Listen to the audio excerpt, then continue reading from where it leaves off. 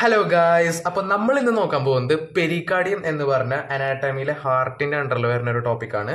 So നമുക്ക് സമയം കളയാണ്ട് വേഗം തന്നെ ടോപ്പിക്കിലേക്ക് കടക്കാം. സോ ഞാൻ ആ ടോപ്പിക്കിനെ കുറിച്ചുള്ള ആ ഒരു സീരീസ് ഓഫ് ഓർഡർ ആണ് ഞാനിവിടെ എഴുതിയിട്ടുള്ളത്. ഫസ്റ്റ് നമ്മൾ നോക്കാൻ പോകുന്നത് ഇൻട്രൊഡക്ഷൻ. എന്ത് ടോപ്പിക് എഴുതുമ്പോഴും അതിന്റെ ഫസ്റ്റ് നമ്മൾ കൊടുക്കേണ്ട മെയിൻ ഇമ്പോർട്ടന്റ് കാര്യമാണ് ഇൻട്രൊഡക്ഷൻ. പിന്നെ നമ്മൾ അതിൽ നോക്കും ഫൈബ്രസ് പെരിക്കാർഡിയം എന്താണ്, സെറസ് പെരിക്കാർഡിയം എന്താണ് ഡീറ്റെയിലി, പിന്നെ contents of pericardium, blood supply, nerve supply and finally clinical anatomy. ഇതിന്റെ ഇടയിൽ നിങ്ങൾ ഡയഗ്രാംസും കൂടി എക്സാമിന് പ്രസന്റ് ചെയ്ത് കഴിഞ്ഞാൽ നിങ്ങൾക്ക് മാക്സിമം സ്കോർ ചെയ്യാൻ പറ്റും. സോ നമുക്ക് അധികം സമയം വലിച്ചു നീട്ടാണ്ട് വേഗം തന്നെ ടോപ്പിക്കിലേക്ക് കിടക്കാം. Let's go. So first of all പെരിക്കാർഡിയത്തിന്റെ ഇൻട്രൊഡക്ഷൻ നമുക്ക് നോക്കാം. സോ പെരിക്കാർഡിയം എന്താണെന്നുള്ളത് ആദ്യം പറഞ്ഞുതരാം. The pericardium is a fibrous serous sac which encloses the heart and root of the great vessel. എന്ന് വെച്ചാൽ ഈ പെരിക്കാർഡിയം എന്ന് പറയുന്നത് ഒരു ഫൈബ്രോസ് സെറസ് സാക്കാ. ഫൈബ്രസ് ലെയറും സെറസ് ലെയറും കൂടി ചേർന്നിട്ടുള്ള ഒരു സാക്ക് പോലത്തെ ഒരു സ്ട്രക്ചറാണ് പെരിക്കാർഡിയം എന്നുള്ളത്. ഈ സാക്ക് പോലത്തെ സ്ട്രക്ചർ എന്തിനുള്ളതാ? അതിൻ്റെ ഉള്ളിലാണ് നമ്മുടെ ഹാർട്ട് ഇരിക്കുന്നത്. സോ ഈ ഹാർട്ടിനെ പ്രൊട്ടക്ട് ചെയ്യാൻ വേണ്ടിയിട്ടാണ് ഈ പെരിക്കാർഡിയം എന്ന് പറഞ്ഞ ലെയർ ഉള്ളത്. ഇനി ഇത് സിറ്റുവേറ്റ് ചെയ്യണ സ്പേസിനെ പറയുന്നതാണ് മിഡിൽ മീഡിയാസ്റ്റീനം. ഇതിനെക്കുറിച്ച് ഞാൻ ഒരു വീഡിയോ ചെയ്തിട്ടുണ്ട്, ലിങ്ക് ഇൻ ദ ഡിസ്ക്രിപ്ഷൻ, നിങ്ങൾക്ക് നോക്കാം. സോ ഈ ഒരു മിഡിൽ മീഡിയാസ്റ്റീനത്തിന്റെ പൊസിഷനിലാണ് നമ്മുടെ ഹാർട്ട് സിറ്റുവേറ്റ് ചെയ്യണത്. ആ ഹാർട്ടിനെ കവർ ചെയ്തിട്ടുള്ള ഒരു ലെയറിനെയാണ് നമ്മൾ പെരിക്കാർഡിയം എന്ന് പറയുന്നത്. ഓക്കെ, ഇനി ഈ പെരിക്കാർഡിയത്തിൽ മെയിൻ ആയിട്ട് ഈ പെരിക്കാർഡിയത്തിൽ തന്നെ നമുക്ക് രണ്ട് ലെയർ ഉണ്ട്, ഫൈബ്രസ് പെരിക്കാർഡിയം, സെറസ് പെരിക്കാർഡിയം. ഓക്കെ, അതില് സെറസ് പെരിക്കാർഡിയത്തിനെ വീണ്ടും ഡിവൈഡ് ചെയ്തിട്ടുണ്ട് പെറൈറ്റൽ ലെയർ ആയിട്ടും വിസറൽ ലെയർ ആയിട്ടും. അപ്പൊ ഫസ്റ്റ് ഇൻട്രൊഡക്ഷൻ എന്താ പറഞ്ഞ, പെരിക്കാർഡിയം എന്ന് പറയുന്നത് ഹാർട്ടിനെ കവർ ചെയ്തിട്ടുള്ള ഒരു ഫൈബ്രോസ് സെറസ് സാക്ക് ആണ്. ഈ ഹാർട്ടിൽ നിന്ന് വരുന്ന വെസൽസ് ഒക്കെ ഇല്ലേ, നമ്മുടെ ഈ പൾമനറി ആർട്ടറി, അയോട്ട, അങ്ങനെ പല വെസൽസ് ഒക്കെ ഇല്ലേ, അതിനും കൂടി കവർ ചെയ്യണ ഒരു സാക്ക് ആണ് പെരിക്കാർഡിയം. ഇനി ഈ പെരിക്കാർഡിയം സിറ്റുവേറ്റ് ചെയ്യുന്നത് എവിടെയാണെന്ന് വെച്ചാൽ മിഡിൽ മീഡിയാസ്റ്റീനത്തിനാണ്. എന്തുകൊണ്ടാണ് മിഡിൽ മീഡിയാസ്റ്റീനത്തിൽ പെരിക്കാർഡിയം സിറ്റുവേറ്റ് ചെയ്യണത്? കാരണം ഹാർട്ട് മിഡിൽ മീഡിയാസ്റ്റീനത്തിനാണ് ഉള്ളത്. അതുകൊണ്ട് ഹാർട്ടിനെ കവർ ചെയ്ത സ്ട്രക്ചറും മിഡിൽ മീഡിയാസ്റ്റീനത്തിൽ തന്നെ ഉണ്ടാവാം. ആൻഡ് സെക്കൻഡ് പോയിന്റ് എന്താണെന്ന് വെച്ചാൽ പെരിക്കാർഡിയത്തിന്റെ ലെയർ ഫൈബ്രോസ് പെരിക്കാർഡിയം, സെറസ് പെരിക്കാർഡിയാണ്. അതിൽ സെറസ് പെരിക്കാർഡിയത്തിനെ further divided into parietal layer and visceral layer. So ഇത്ര കാര്യങ്ങൾ വളരെ നീറ്റ് ആയിട്ട് ഇൻട്രൊഡക്ഷനിൽ മെൻഷൻ ചെയ്യണം. ഇനി നെക്സ്റ്റ് നമ്മുടെ ടോപ്പിക് എന്താ, ഫൈബ്രസ് പെരിക്കാർഡിയം. അതിനെക്കുറിച്ച് ഡീറ്റെയിൽ ആയിട്ട് പോവാം. ഓക്കെ, സോ പെരിക്കാർഡിയത്തിന്റെ ആന്റീരിയർ പോർഷനിൽ നമുക്ക് എന്തൊക്കെയാണെന്ന് നോക്കാം. അപ്പൊ നമ്മൾ എപെക്സ് പഠിച്ചു, ബേസ് പഠിച്ചു. ഇനി ആന്റീരിയർ പോർഷനിൽ എന്തൊക്കെയാണെന്ന് വെച്ചാൽ, anteriorly it is connected to the upper and lower ends of the body of sternum by weak superior and inferior sternopericardial ligaments. എന്ന് വെച്ചാൽ ഫോർ എക്സാമ്പിൾ ഇതാണ് നമ്മുടെ ഹാർട്ട് എന്ന് സങ്കല്പിക്കാം. ഓക്കെ, ലവ് ഷേപ്പിൽ ഞാൻ വരയ്ക്കുന്നുണ്ട്. ഇതാണ് നമ്മുടെ ഹാർട്ട് എന്ന് സങ്കല്പിക്കാം. ഇതിന്റെ ആന്റീരിയർ പോർഷനിൽ എന്തുണ്ട്? മാനുബ്രിയം, ബോഡി, സിഫിസ്റ്റേണം എന്ന് പറഞ്ഞാൽ നമ്മുടെ സ്റ്റേണം ബോൺ ഉണ്ട്. ഇതാണ് അതിന്റെ manubrium portion, body of sternum and xiphisternum. അതിൽ ഈ ബോഡി ഓഫ് സ്റ്റേണത്തിന്റെ അപ്പർ പോർഷനിലും ലോവർ പോർഷനിലും ആയിട്ട് എന്തുണ്ട്? വീക്ക് സ്റ്റേണോപെരിക്കാർഡിയൽ ലിഗ്മെന്റ്സ് ഉണ്ട്. ഈ ലിഗ്മെന്റ്സ് അത് എങ്ങനെയാണ് ഉള്ളത്? ഓക്കെ, സ്റ്റേണോപെരിക്കാർഡിയൽ ലിഗ്മെന്റ്സ് ഇത് ഭയങ്കര വീക്ക് ലിഗ്മെന്റ് ആണ്. സുപ്പീരിയറും ഇൻഫീരിയർ ആയിട്ടുള്ള വീക്ക് സ്റ്റേണോപെരിക്കാർഡിയൽ ലിഗ്മെന്റ്സ് നമ്മുടെ ഫൈബ്രസ് പെരിക്കാർഡിയത്തിന്റെ ആന്റീരിയർ പോർഷനായിട്ട് കണക്ട് ചെയ്യും. ഫോർ എക്സാമ്പിൾ, സോ ഇതാണ് നിങ്ങൾ ഹാർട്ട് എന്ന് ഇമാജിൻ ചെയ്യാം. ഇതാണ് നമ്മുടെ സ്റ്റേണം ബോൺ. സോ ഇവിടെ സ്റ്റേണോപെരിക്കാർഡിയൽ ലിഗ്മെന്റ്സ് ഉണ്ട്. ഇവിടെ രണ്ട് സ്റ്റേണോപെരിക്കാർഡിയൽ ലിഗ്മെന്റ്സ് ഉണ്ട്. അത് രണ്ടും തമ്മിൽ ഇങ്ങനെ അറ്റാച്ച് ചെയ്ത് കണക്ട് ചെയ്ത് നോക്കും. ആന്റീരിയർലി അങ്ങനെയാണ് കണക്ഷൻ വരുന്നത്. ഇനി നമുക്ക് നോക്കാനുള്ളത് പോസ്റ്റീരിയർലി ആണ്. ഓക്കെ, ആന്റീരിയർലി ക്ലിയർ അല്ലേ? സ്റ്റേണോപെരിക്കാർഡിയൽ ലിഗ്മെന്റ് വെച്ചാൽ കണക്ട് ചെയ്യണത്. ആൻഡ് പോസ്റ്റീരിയർലി നമ്മൾ നോക്കുമ്പോൾ posteriorly it is related to the principal bronchi and the esophagus. So principal bronchi നമുക്കറിയാം പ്രിൻസിപ്പൽ ബ്രോങ്കി എന്താന്നുള്ളത്, ലങ്സിന്റെ പോർഷൻ. ആൻഡ് ഈസോഫേഗസ് നമുക്ക് തീർച്ചയായിട്ടും അറിയാം. ഓക്കെ, ഈസോഫേഗസ് ഈ രണ്ട് സംഭവങ്ങളാണ് നമ്മുടെ പോസ്റ്റീരിയർലി കണക്ട് ചെയ്തിട്ടുള്ളത്. ഈച്ച് സൈഡിലും എന്തുണ്ട്? മീഡിയാസ്റ്റീനൽ പ്യൂറ ഉണ്ട്. ഓക്കെ, ഇത് പോസ്റ്റീരിയർലി ഉള്ളതാട്ടോ, പോസ്റ്റീരിയർലി. ഓക്കെ, പോസ്റ്റീരിയർലി ഉള്ളതാണ്. ആൻഡ് ഈച്ച് സൈഡിലും രണ്ട് സൈഡിലായിട്ട് എന്ത്? മീഡിയാസ്റ്റീനൽ പ്യൂറ. ഫോർ എക്സാമ്പിൾ ലൈക്ക് നിങ്ങൾ നോക്കി, ഇത് ലങ്സിന്റെ ഒരു പോർഷൻ, ഇത് ലങ്സിന്റെ മറ്റൊരു പോർഷൻ. ഇതിന്റെ ഇവിടെ അല്ലേ നമ്മുടെ ഹാർട്ട് ഇരിക്കുന്നത്? ഓക്കെ, ഇതിന്റെ ഇവിടെയാണ് നമ്മുടെ ഹാർട്ട് ഇരിക്കുന്നത്. സോ ഇവിടെ മീഡിയാസ്റ്റീനൽ പ്ലൂറ കവറിംഗ് ഉണ്ട്. ലങ്സിനെ കവർ ചെയ്യുന്നത് പ്ലൂറ ആണല്ലോ. സോ അതിന്റെ ഇവിടെയും ഉണ്ട്. അങ്ങനെ രണ്ട് സൈഡിലും പ്ലൂറ വെച്ച് കവർ ചെയ്യുന്നുണ്ട്. ഇനി ഈ ഒരു സംഭവത്തിന്റെ, ഈ ഒരു ഫൈബ്രസ് പെരിക്കാർഡിയത്തിന്റെ ഫംഗ്ഷൻ എന്താന്ന് വെച്ചാല്, it protects the heart against sudden overfilling and prevents over expansion of the heart. എന്ന് വെച്ചാൽ ബ്ലഡ് ഹാർട്ടിലേക്ക് വന്ന് ഫില്ല് ചെയ്യും. ആ ഫില്ല് ചെയ്യണതിന് ഒരു ലിമിറ്റ് ഉണ്ട്. വല്ലാണ്ട് കൂടുതലൊന്നും ഫില്ല് ചെയ്യില്ല. സോ ഹാർട്ടിലേക്ക് ബ്ലഡ് വരണ നമ്മൾ കാർഡിയക് സൈക്കിളൊക്കെ പഠിച്ചിട്ടുണ്ട്. റൈറ്റ് ആർട്ടറിയത്തിൽ വന്ന് വെൻട്രിക്കിളിൽ നിന്ന് പൾമിനറി ആർട്ടറി, ലെഫ്റ്റ് ആർട്ടറിയത്തിൽ നിന്ന് വെൻട്രിക്കിളിൽ നിന്ന് അയോട്ട വഴി ടിഷ്യൂസിലേക്ക് പോകും. ഇത് നേരെ ലങ്സിലേക്ക് പോകും. അങ്ങനെയാണ് ആ ഒരു സൈക്കിൾ നടക്കുന്നത്. സോ ഈ ഒരു ഫില്ലിങ്ങിനെ കൺട്രോൾ ചെയ്ത് നിർത്തണതും അതേപോലെ തന്നെ ഹാർട്ട് ഇങ്ങനെ ബീറ്റ് ചെയ്യുമല്ലോ, എക്സ്പാൻഡ് ചെയ്ത് ഇങ്ങനെ ബീറ്റ് ചെയ്യുമല്ലോ. സോ അങ്ങനത്തെ ഒരു ബീറ്റിങ്ങിനെയും കൺട്രോൾ ചെയ്ത് നിർത്തുന്നത് ഈ ഫൈബ്രസ് പെരികാർഡിയാണ്. So it protects the heart against sudden over filling and prevents over expansion of the heart. Okay, ഇത്രയും കാര്യങ്ങൾ പഠിച്ചു കഴിഞ്ഞാൽ നമ്മുടെ fibrous pericardium is completely okay. Next നമുക്ക് എന്താ പോകേണ്ടത്? Serous pericardium. So let's move on to serous pericardium. Second layer ആയിട്ട് വരുന്നതാണ് സെറസ് പെരികാർഡിയം. സോ ഹാർട്ടിന്റെ ഏറ്റവും ഔട്ടർ ആയിട്ട് ഫൈബ്രസ് പെരികാർഡിയം കാണും, അതിന്റെ ഉള്ളിൽ കാണുന്നതാണ് സെറസ് പെരികാർഡിയം. ഓക്കെ, നമ്മൾ മെയിൻ ആയിട്ട് നേരത്തെ പറഞ്ഞു സെറസ് പെരികാർഡിയത്തിന് 2 ലെയേഴ്സ് ഉണ്ട്. ഒന്ന് പെറൈറ്റൽ ലെയറും വിസറൽ ലെയറും. ഇങ്ങനെ പറയുകയാണെങ്കിൽ അതിനൊരു പ്രത്യേകത ഉണ്ട്. It's a double layered membrane. It's a thin double layered membrane ആണ് സെറസ് പെരികാർഡിയം. ഇതിന് ഔട്ടർലി പെറൈറ്റലും ഇന്നർലി വിസറൽ ലെയർ ആയിട്ടുള്ള വിസറൽ ലെയറും ഉള്ളത്. സോ ഔട്ടർലി പെറൈറ്റൽ ലെയറും ഇന്നർലി വിസറൽ ലെയറും ഉള്ളത്.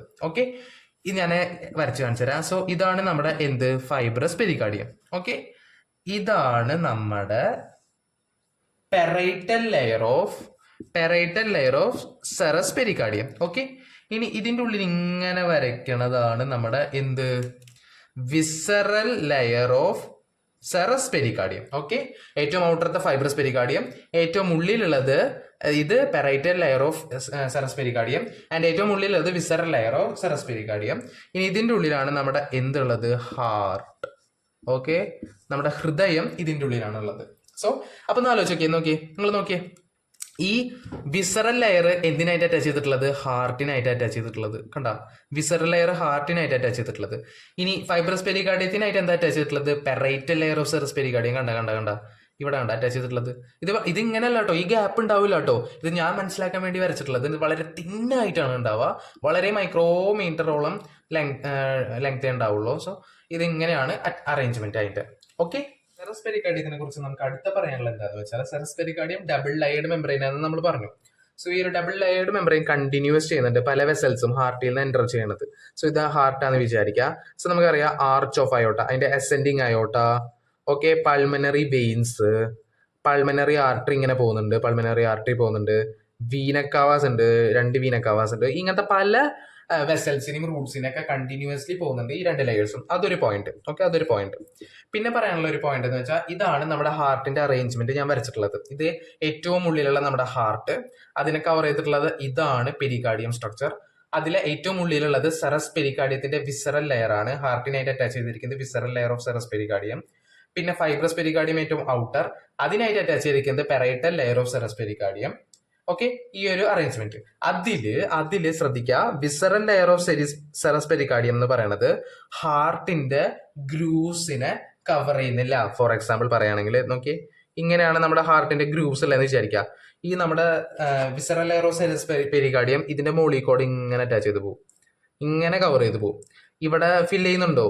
ഓക്കെ, ഇവിടെ ഇങ്ങനെ അടിക്ക് വരുന്നുണ്ടോ? ഇല്ല, ജസ്റ്റ് ഇത് മോളിക്കൂടെ കവർ ചെയ്ത് പോകും. സോ ഗ്രൂവ്സിനൊന്നും കവർ ചെയ്യുന്നില്ല. ഓക്കെ, അതൊരു പോയിന്റ്. ഓക്കെ, രണ്ടാമത്തെ പോയിന്റ്. ഇനി പറയാനുള്ളത് പെരികാർഡിയൽ ക്യാവിറ്റിനെ കുറിച്ചാണ്. ഈ പെരികാർഡിയൽ ക്യാവിറ്റി എന്തിനാന്ന് വെച്ചാൽ ഫ്രിക്ഷൻ കുറയ്ക്കാനും മൂവ്മെന്റ് കുറച്ചുകൂടി സ്മൂത്ത് ആക്കാനും വേണ്ടിയിട്ടാണ്. Parietal layer of serous pericardium visceral layer of serous പെരികാർഡിയത്തിന്റെ ഇടയിലുള്ള സ്പേസ്, ഈ ഒരു പൊട്ടൻഷ്യൽ സ്പേസിൽ ഒരു സെറസ് ഫ്ലൂയിഡ് ഉണ്ട്. ഈ ഫ്ലൂയിഡ് നമ്മുടെ ഫ്രിക്ഷൻ കുറയ്ക്കാനും ഈ ഹാർട്ടിന്റെ ബീറ്റിംഗ് കുറച്ചും കൂടി ഒന്ന് സ്മൂത്ത് ആക്കാനും വേണ്ടി ഹെൽപ്പ് ചെയ്യുന്നുണ്ട്. അപ്പൊ ഇത്രയാണ് സെറസ് പെരികാർഡിയത്തിനെ കുറിച്ച് നമുക്ക് പഠിക്കാനുള്ളത്. ഇതാണ് നമ്മുടെ കണ്ടൻസ് ഓഫ് പെരികാർഡിയം എന്ന് സൂചിപ്പിക്കുന്നത്. അതിൽ ഫസ്റ്റ് പോയിന്റ് വരുന്നത് എന്താണെന്ന് വെച്ചാൽ, heart with cardiac veins, coronary artery and nerves. Okay, second എന്താ വരുന്നത്? അസെൻഡിങ് അയോട്ട. അസെൻഡിങ് അയോട്ട എന്താണെന്ന് അറിയാലോ. സോ ഇതാണ് നമ്മുടെ അസെൻഡിങ് അയോട്ട.